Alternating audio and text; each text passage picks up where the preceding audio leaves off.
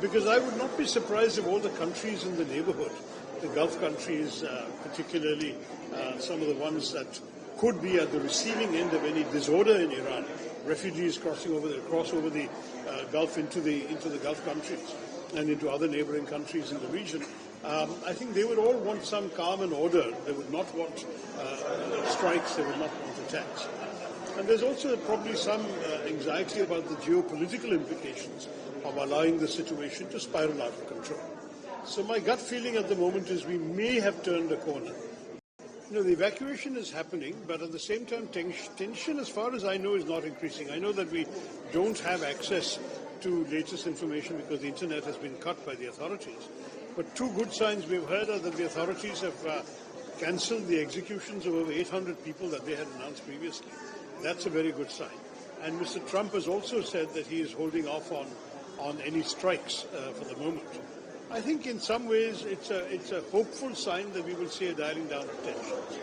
Because I would not be surprised if all the countries in the neighborhood, the Gulf countries particularly, some of the ones that could be at the receiving end of any disorder in Iran, refugees cross over the Gulf into the Gulf countries and into other neighboring countries in the region. I think they would all want some calm and order. They would not want strikes. They would not want attacks. And there's also probably some anxiety about the geopolitical implications of allowing the situation to spiral out of control. So my gut feeling at the moment is we may have turned a corner. We'll have to see. And as I said, we are not recipients of 100% accurate information, but there are reports that the street protests are dying down and that the executions have been stopped and that in turn the White House is also calming down in the same language of threats and so on that we have heard of possible strikes. That is not being heard. So unless you are privy to new developments, I would not say that tensions are increasing. I would say that tensions are decreasing, and that is good for the people of Iran and for all of us.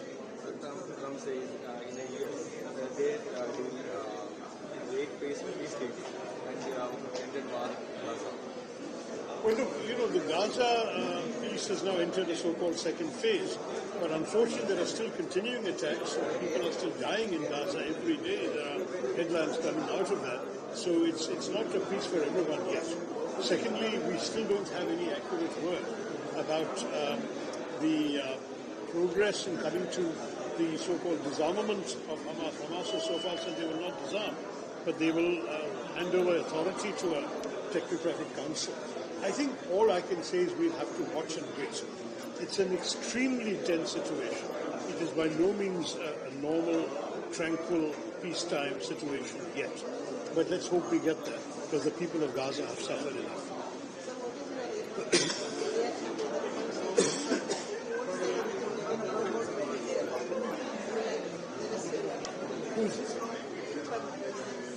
No, Venezuela, we've seen a very curious situation where the head of the government has been removed and taken away, but that the regime is continuing without any change. All the ministers, the National Assembly, the government, the interim president is the former vice president, the security forces, everything is under control. So it is literally a decapitation, but not a change of regime. It's the same regime that's continuing. And in those circumstances, it does look as if this change of government was brought about without any talk of democracy, human rights, any of those usual things we're used to hearing from Washington when such changes happen. Instead, he has said very openly it's about the oil. The only area that Americans have asserted control over is Venezuelan oil and American oil companies and so on. We'll have to see how this plays out. We know that the Nobel Peace Laureate from Venezuela, who's a democracy activist, Maria Corina Machado, she was in the White House and she handed over her peace medal to Mr. Trump as a tribute, but there's also an implicit transaction there. Please try and help our side of the matter. He has made statements implying that he doesn't believe there is much support for that. But in due course, I think it's difficult to imagine that there can't be elections that are more free and fair in which everyone can participate with this kind of American overseeing of the Venezuelan process. So for the moment, it seems to be minimal change, only at the top, and with oil handed over to the Americans. In due course, we'll have to see where this heads. But it's certainly a very unusual situation. No one has ever seen anything like this in the recent history of the world. Thank you all very much.